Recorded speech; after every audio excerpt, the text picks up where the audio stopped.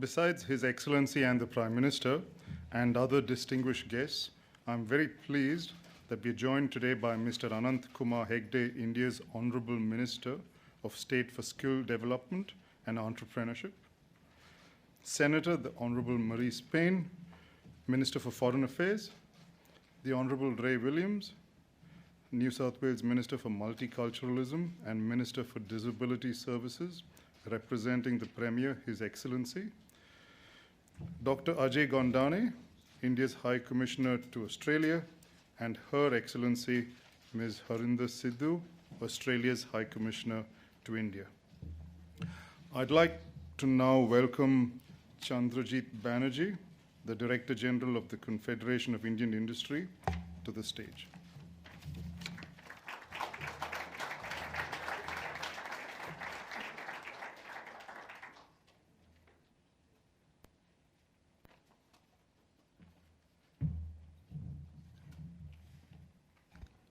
The Honorable President of India, the Honorable Prime Minister of Australia, Ministers, Excellencies, ladies and gentlemen, I'm here actually to announce the launch of the India Business Forum.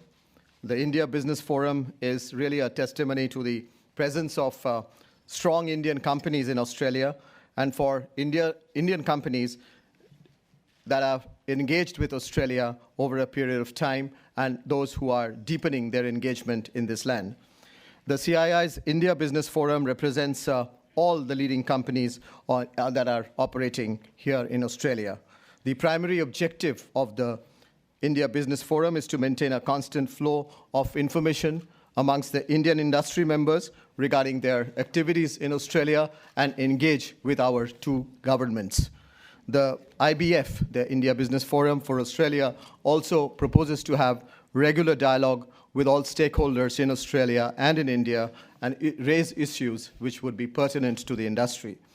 The forum also exists in other countries, in the US, in UK, China, Singapore, Egypt, and South Africa. Today, we are proud to add Australia to this growing list of companies. We look forward to working with both the Indian and Australian governments to further Indian industry's agenda in Australia. I'd like to invite, at this point in time, onto the dais to join in this launch of the India Business Forum, the Excellency, our Dr. A. Gandane, the High Commissioner of India to Australia, Mr. Rakesh Bharti Mittal, the President of CII, and Mr. D.D. Saxena, the first chair of the IBF Australia. Mr. Saxena is the founder, managing director of the Riverina Oils and Bioenergy in Australia, and the High Commissioner has kindly agreed to be the patron of the India Business Forum.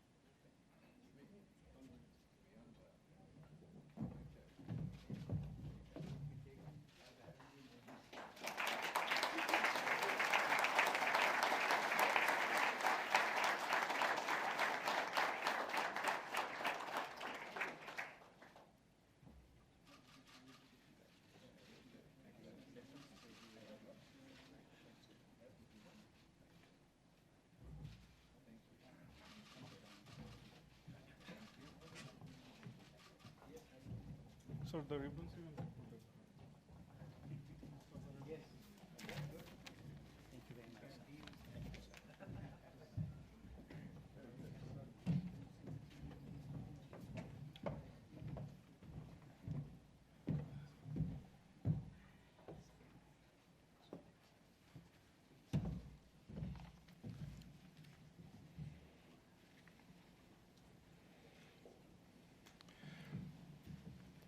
On the celebrated occasion of the first ever state visit by any Indian president since Indian independence to Australia, I have the pleasure of inviting His Excellency Mr. Ramnath Kovind to deliver his address.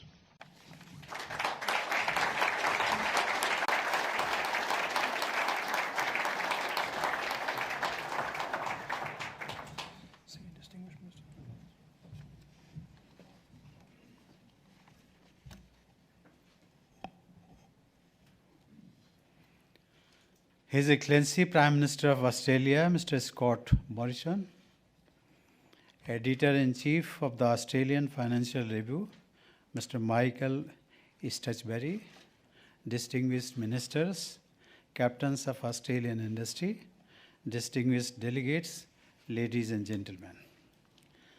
I am happy to be here to speak at the Australian Financial Review India Business Summit. I thank the organizers for the invitation to address Australia's leading business persons and thought leaders.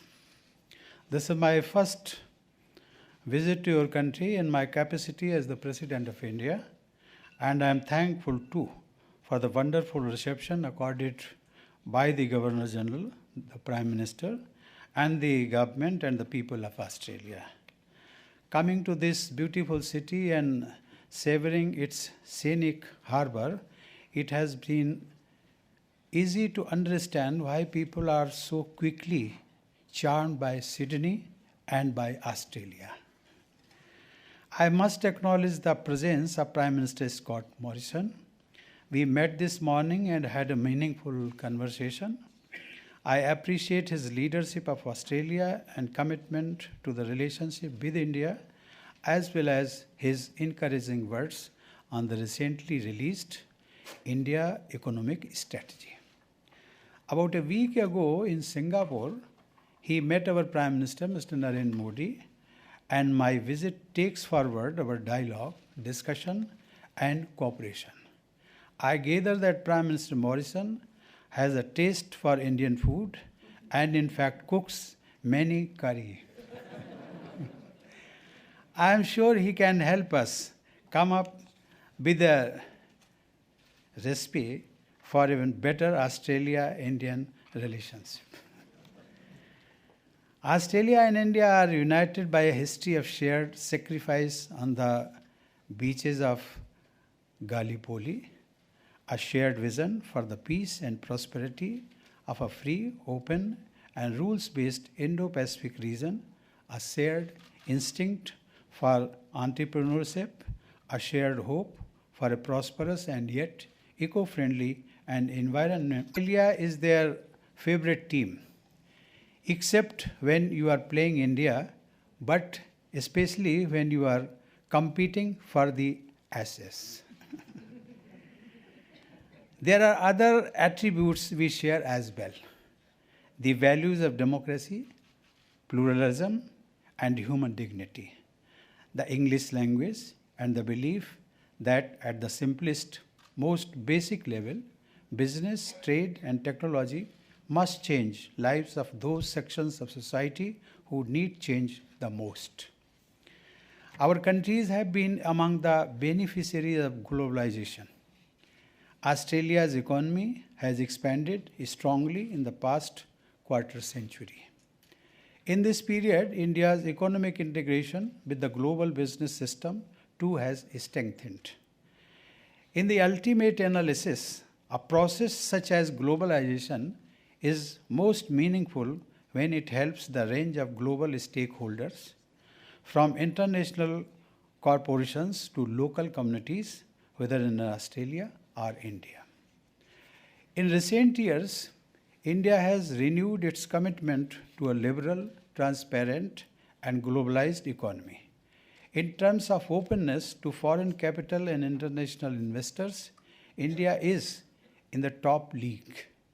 Business sector after business sector, from aviation to mining to defense production, has had doors thrown open to global players and investors.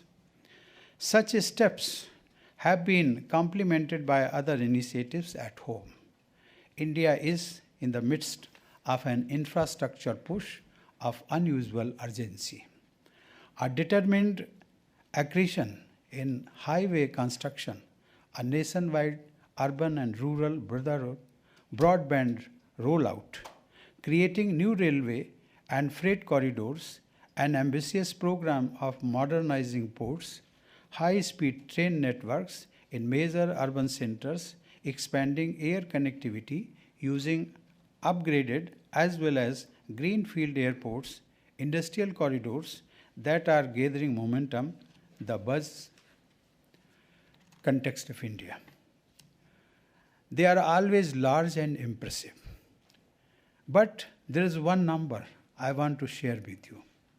India has set itself a target of 175 gigawatts of renewable energy by 2022, of which 100 gigawatts will comprise solar energy. We are on course to not just achieving that target, but exceeding it. Physical and regulatory processes have also been significantly revamped. A little over a year ago, India inaugurated the Goods and Services Tax regime.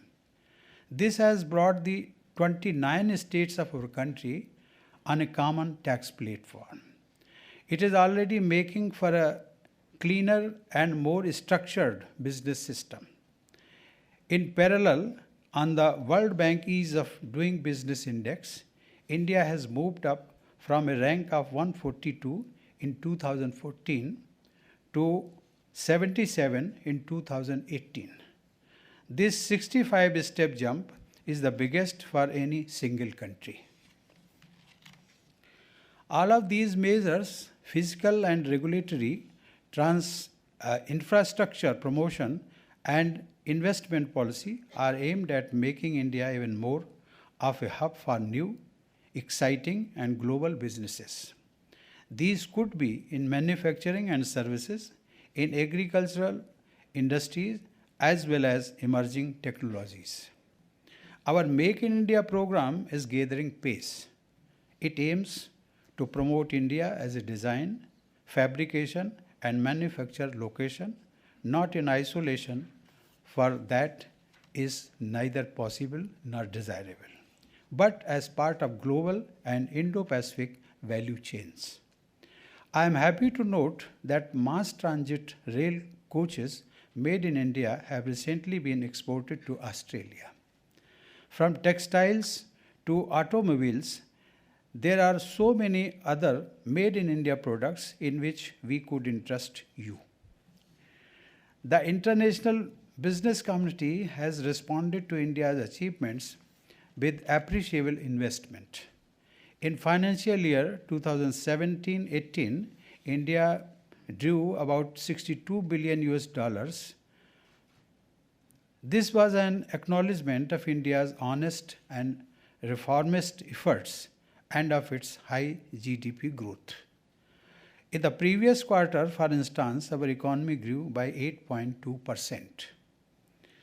An underlying theme of economic and social transformation in India is the role of technology and innovation. India's traditional strength in IT is well known. There are many Indian IT companies that have invested in Australia itself, adding value to companies and clients here and employing young Australians. In India, technology is acquiring a wider base as well as climbing up the chain.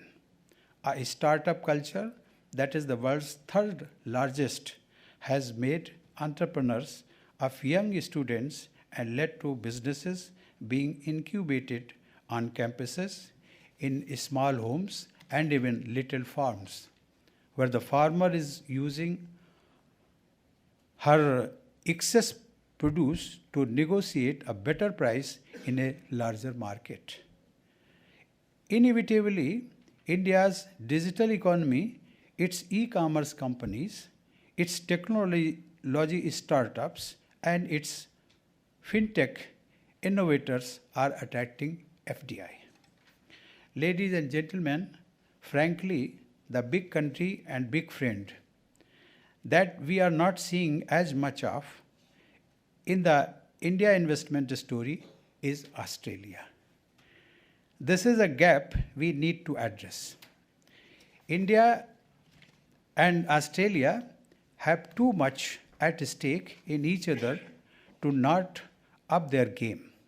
We can collaborate and benefit from each other's expertise in fintech and logistics, in industrial design and biotech, in the capital markets, and in farm to fork management of the food chain, even in space tech and satellite launch services, where India's long-standing space program will be happy to support the new Australian Space Agency.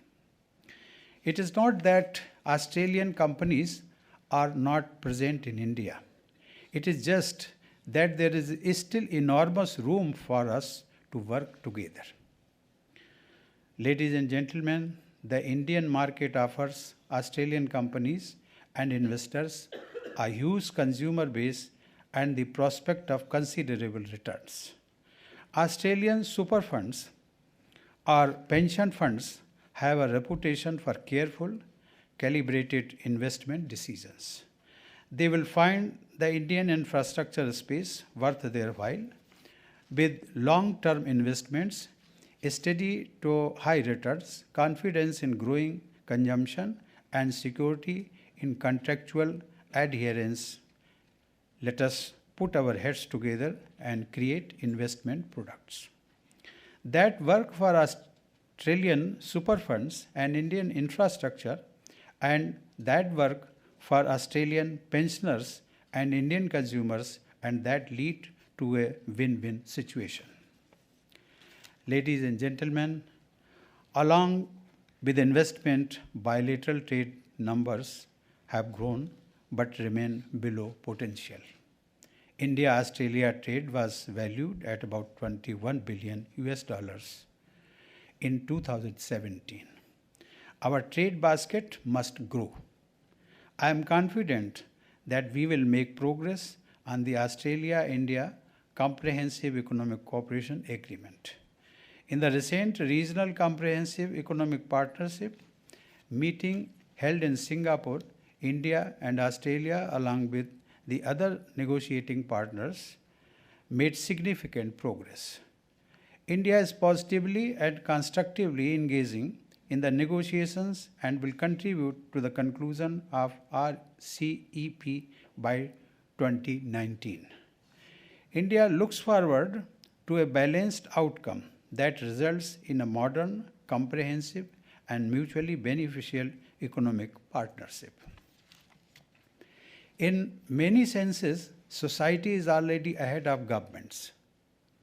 The Indian community in Australia is adding value to the economy. The Indian diaspora has a reputation for contributing to local business ecosystems as well as opening jobs and innovation avenues for its host country. Silicon Valley is a case in point. I have been told that here in Australia, India-born migrants are the second highest tax-paying diaspora after United Kingdom-born migrants. That must please the Prime Minister. And in India too, Australians are a growing part of the workforce in fields as far apart as software and entertainment. The Indian Premier League, perhaps the hottest cricket startup of all time, recruits many high-performing and highly paid cricket professionals from Australia, players, coaches, and support staff. In their own way, the Indians in Australia and the Australians in India are showing us the future. Ladies and gentlemen, they say cricket is a metaphor for life. I believe it is also a metaphor for business. Australian business persons and investors looking to India should borrow from the methods of cricketers.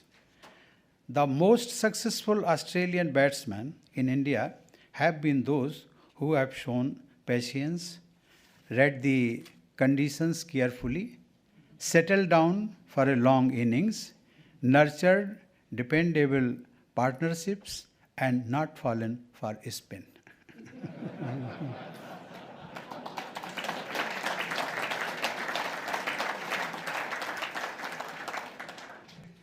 Please come to India, the pitch is ready. Thank you, Mr. Prime Minister, and thank you, everybody. Have a nice evening. Thank you.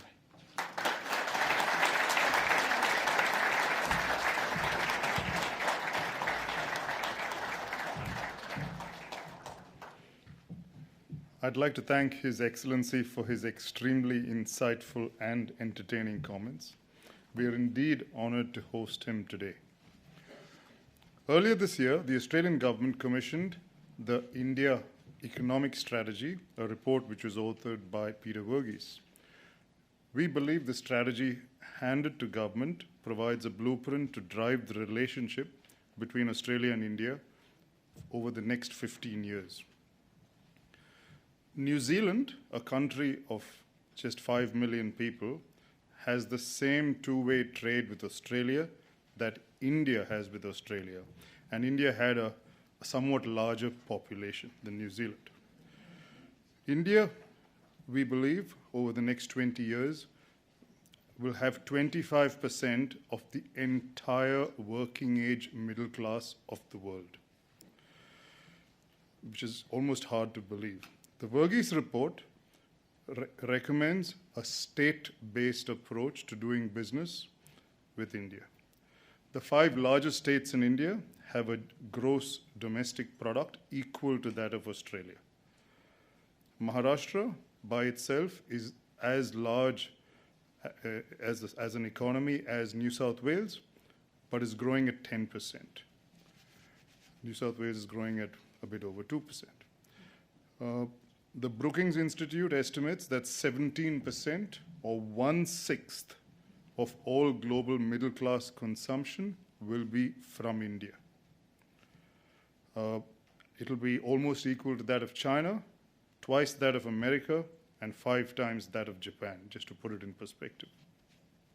Today, India has 400 million millennials, which is more than the population of the US, and 5 times that of Australia.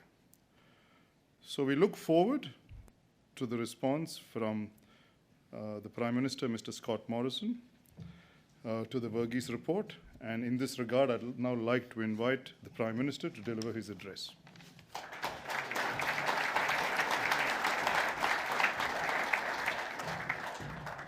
Well, thank you very much. I'm just getting my head around 400 million millennials. Well, thank you very much for the opportunity to address the summit today. It's great to be here, but it's particularly very pleasing to be here, and I offer again a very warm welcome to His Excellency, Mr. Ramnath Kovind, the President of the Republic of India.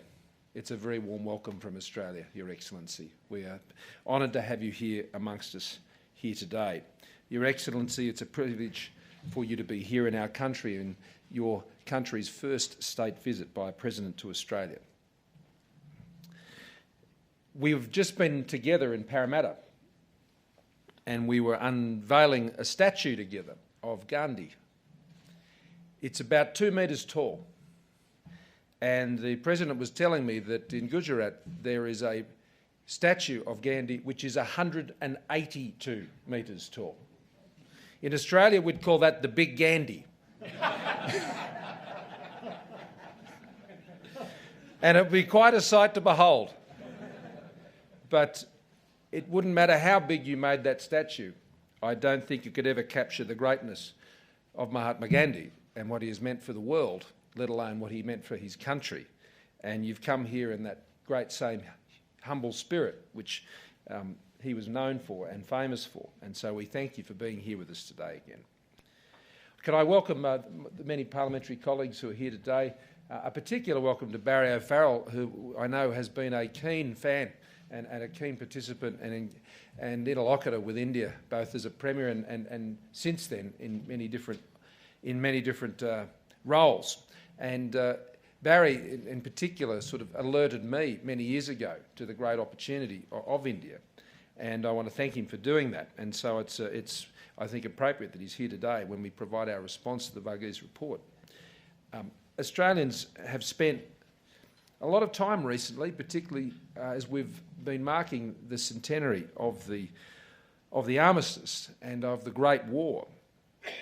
A terrible war, so early in our nationhood, the heroics it produced and the devastating loss of 62,000 Australian service personnel are each etched deep in our national psyche. And Gallipoli is a touch point for Australians as we reflect on those times. But what is not widely known, but it should be, is the contribution of Indian soldiers to the Gallipoli cause. They numbered 5,000 men, and they served alongside our troops in a place where the Australian identity was truly born.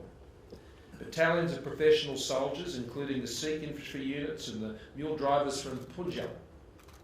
Aussie diggers sent home photos with their new Indian mates, and I'm sure they rolled the arm over on a few occasions as well. Later in the war, at least a dozen Indian soldiers actually served as Anzacs, as members of the Australian Infantry Force. Recently, when I was in Singapore, where I, indeed, Your Excellency, met with Prime Minister Modi, I took the opportunity to go out to the Kranji War Cemetery there in Singapore. And there's some 10,000 Indian soldiers who are commemorated at that site alongside Australian diggers and others, the British and others who were there. And so it is to those men, Your Excellency, that a local community in Cherrybrook here in Sydney decided to fund and build a memorial to the Indian soldiers who joined the AIF. The new memorial was officially opened just 12 days ago, and the High Commissioner helped officiate. And as much as anything, that small community memorial speaks of the deepening affection between our two countries, people-to-people linkages that run very, very deep. And it is an irony that our peoples have been ahead of governments, I think, in many respects, as your remarks have demonstrated, particularly in terms of our economic relationship. They have understood, our peoples, the shared enterprising spirit, the willingness to accept each other on the basis of who we are, rather than on the basis of class, a devotion to family and community is what we're about, and to what we call in Australia the have-a-go approach to life. Our cultures might be different, but we believe in the same things. We believe in the supremacy of the ballot box in our national life, in the rule of law, in institutions that safeguard rights and the responsibility of a free people to build a better world. And we believe in the rights of nations, independent, sovereign nations, to live free and not under the controlling hand of others. So today, while I wish to talk about a new chapter in the story of Australia and India, it's an old book. It is an old book. We've been mates for a long time. Australia, like the rest of the world, marvels at the transformation of India that is occurring before our very eyes. The facts are compelling. India, already the fastest growing large economy in the world. Within 2 decades, the most populous country. In just 7 years' time, 1/5 of the world's working age population will be Indian. 12 years from now, it's expected that 1/4 of the world's university graduates, 1 in 4, will have been educated in India's higher education system. Our history and our future is interwoven because of the deep ties between our peoples. 700,000 people of Indian descent call Australia home. When I was at the Diwali festival a few weeks ago, I think they were all there in Parramatta with Jeff Lee. The fastest growing diaspora in our proudly multicultural nation, and more than 87,000 Indian students are enrolled at our educational institutions. And we welcome more skilled migrants from India than any other nation in the world today. Though so different in some respects, we do understand each other and Australia and India are both proud democracies with the shared belief that the way to create the fairest society is to ensure a more prosperous society. Fairness comes from that prosperity. I don't see too many fairer societies that are becoming more fair by becoming weaker and less prosperous. A commitment to the prosperity, to the growth of the economy is what is essential to ensure that the economic benefits of that growth reaches more and more and more of our people. Our economic ties to as was remarked, between Australia and India in Australian dollars, around $27.5 billion a year. That means we've got a long way to go. But the layers of our relationship, as His Excellency was saying, I like to cook on a Saturday night and it's always a curry. But what I like about Indian food and what I like about Indian cooking, I'll draw the parallel to our relationship, because at the moment I think we're early on, very early on in the cooking process. You put the oil in, you put a few of the, put some cloves in, or you might put some curry leaves in and infuse the oil, and then you put in the onions, which you've chopped up. I chop them myself, by the way. And you stir all that together, and then you'll put in the ginger and you'll put in the garlic, and it starts to, you like the smell that's coming up, and then you've got the masala which you've prepared before, and that's all coming together, and then you're adding, usually it's a chicken for me because my girls like the chicken, and then depending, if you're up north, you're going to put in a bit of yogurt. If you're down south, you're going to put in the coconut milk.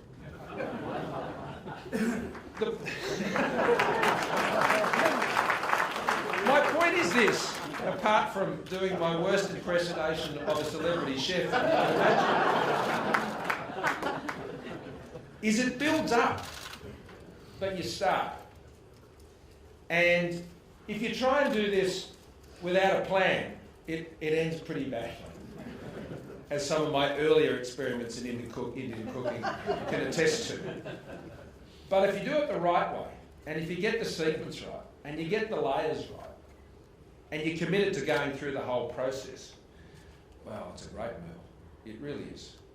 And I think this is where we're at the early stage of this commercial ratio. We're well advanced, I'd say. We're well into masala stage and past when it comes to the people-to-people relationships. That's well advanced. But in terms of the commercial stage, we're early on in the piece, but we're all looking forward to the excellent meal. We really are at the end of this process. And that's why the government commissioned the India Economic Strategy, and the report by Peter Varghese, a former High Commissioner to India, and the Secretary of the Department of Foreign Affairs and Trade. And of course, the Foreign Minister is here today, Maurice Payne, and it's wonderful to have you here with us, Maurice. And it sets out a roadmap for the Australia-India economic relationship to 2035, with recommendations for how to boost our trade relationship threefold, and Australia's investment in India tenfold. That's the plan. An ambition that would bring India into the top tier of our economic partners, where it should be. Our government has endorsed the strategy, including 10 short-term and 10 long-term priority recommendations. And we've agreed to an initial implementation plan across government, and we will build that plan over the life of the strategy. There are 4 sectors: education, resources, agribusiness, and tourism.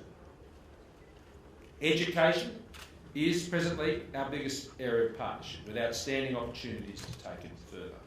We're already working to reposition Australia's education brand to appeal more broadly to Indian students, including the introduction of a one-stop digital education hub, bringing together everything there is to know about studying in Australia and increasing our digital and social media presence. The Minister for Education, Dan Tehan, will champion these initiatives in line with a key recommendation of the strategy. Now, Resources Minister Matt Canavan, known to many of you, I'm sure, particularly those in the resources sector up there in central and north Queensland. And the Minister for Agriculture, David Littleproud, they will champion the implementation on resources and agriculture initiatives. And the Trade, Tourism and Investment Minister, Simon Birmingham, focusing on tourism. So we're establishing 4 champions. And when I raised this with the Prime Minister the other day, he too will be putting up champions to work with our champions. That sounds pretty champion. And my government is driving new efforts to attract visitors from one of the fastest growing outbound tourist markets of the world. Reflecting a key recommendation of the India Economic Strategy, we've already taken steps to make that easier. Just a few months ago, we updated our air services agreement with India to increase the number of direct flights to Australia. So it will be quicker and easier for Indians to travel to Australia, and it will also be easier for Australians to explore the true wonder of the world that is India.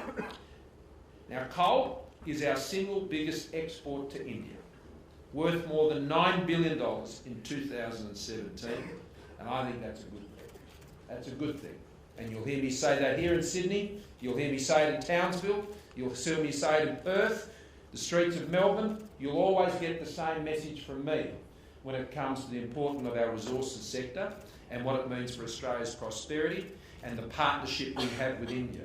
If you don't mention resources, and particularly you don't mention the strength of our coal exports to India, then you're not very serious about the India relationship at all. And we are very serious about the India relationship, and it plays a very important part. And there's a reason for that, because it began a great partnership when coal was first exported from Newcastle to Bengal in 1801. Australia can be proud of the contribution our resources sector has made to India's extraordinary development, and demand for our resources is likely to grow further and fuel India's growth. But there's scope for much closer collaboration. We want to work more closely, using the expertise of our mining services sector to help develop India's own significant resource deposits. So in accordance with the India Economic Strategy, we'll be boosting our support for the Australia-India Mining Partnership at the Indian School of Mines in Dhanbad, and establishing a Consulate General at Kolkata. But none of these initiatives can exist in isolation. We need to work together with business to bring these opportunities to life. And the 2019 Australia Business Week in India will be a big part of that. And I want the state governments to get on board with what we're doing there and look at how they can convert their relationships with India into real commercial partnerships. I want to see a big push on increasing our business community's comprehension of and grasp of India. Agribusiness is also essential to the way ahead, and I'm not going to pretend that Australia and India have always seen eye to eye on agriculture. Even now we have one or two issues that we talk about, and that's to be expected in any trading relationship. But our partnership is bigger than any one issue that may come along from time to time, and we're able to keep trading. But it's a critical sector to both of our countries, but that doesn't mean there's not plenty we also can't further do together. We're working towards establishing an Australia-India food partnership that strengthens engagement between our agriculture industries, and we're creating a new diplomatic position at our embassy to focus on that work. Working more closely together means a more consistent and cooperative trade relationship, opening up new opportunities for Australia's farm sector. So they're the big four: education, tourism, resources and agriculture. Four key pillars to that next phase of how we're seeing our relationship expanded. And over the next few weeks and months, we'll be announcing more initiatives in these areas, as well as in other sectors such as in energy, health and financial services. Some of that extra effort will be around boosting the investment relationship. And that includes an MOU between Austrade and Invest India that commits to promoting stronger two-way investment, and that has been signed, and indeed I understand was today, is that right, Maurice? Foreign Ministers today, and I welcome also the Foreign Minister from India. That is being signed and has been. And that's a great leap in the right direction. In most of our economic relationships with Asia, investment lags behind our trade in goods and services. And I think with India we can break new ground and set a new pattern. We have both world-class businesses, adherence to the rule of law, and we share language. These are great advantages, and that makes India an attractive investment destination for Australian businesses. So I'd like to see it on our top three within 20 years. And it's great to see companies like Ensign Global Solutions, based out of Bangalore, opening an Australian head office in Adelaide and creating 100 new highly skilled jobs in the next couple of years. The benefits of investment, they go both ways. I spoke a little earlier today at that event in Parramatta about my journey into the intricacies, as I said, of of Indian cuisine. I'm probably not the first Australian Prime Minister to have a love of India, though. Our second Prime Minister, Alfred Deakin, travelled to India before he even entered national life. He fell in love with India and he wrote 2 books about India before he became Prime Minister. The complexities, the contradictions, the colours, the faiths, the architecture, the vibrancy, it all completely captivated him, as it does to this day for those who visit.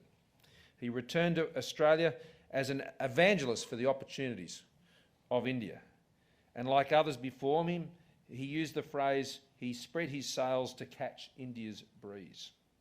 And Deakin had a message for Australia in his book Temple and Tomb in India, published 125 years ago. And he wrote, "What can we know of Australia if we limit our inquiries within our borders to the neglect of our relations far and near, and of those Asiatic empires which lie closest to us, with whose future our own tropical lands may yet be partially identified?" And then he went on to write, "The distance which separates us is being steadily diminished between us year by year." 125 years ago. Imagine what he would think today. So, your presence today, Mr. President, confirms that early hope of one of our most important and nascent Prime Ministers. As he looked out, as we look out today, Australia has always looked beyond our shores to create our prosperity, whether that's in immigration or whether it's in investment or whether it is with trade. As I've said many times, we've always understood you don't get rich selling stuff to yourself. And that's why we've looked beyond. And while we look beyond the sea and we see India, India looks beyond the sea and sees Australia. And so we are hoping to fulfil, I think, those dreams and aspirations of Alfred Deakin and embracing a future which will deepen further the ties between our two good peoples. And so I look forward to adding the onions, the garlic, the chilli, don't forget that, the chicken, and at the end of the day, sitting down to a handsome banquet as a courtesy of the Varghese report. And I commend Mr. Varghese for his tremendous report and our opportunity now to pick that up and run with it. So we'll meet you on the pitch. Thank you, Mr. President.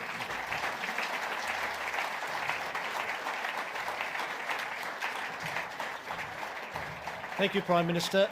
Look, I've got some instructions for the crowd. If you could please, except with one very special exception there, could you please just remain in your place? I'm taking instructions. We have to have a very quick photo opportunity up here on stage, but please could you just stay in your spots for security reasons.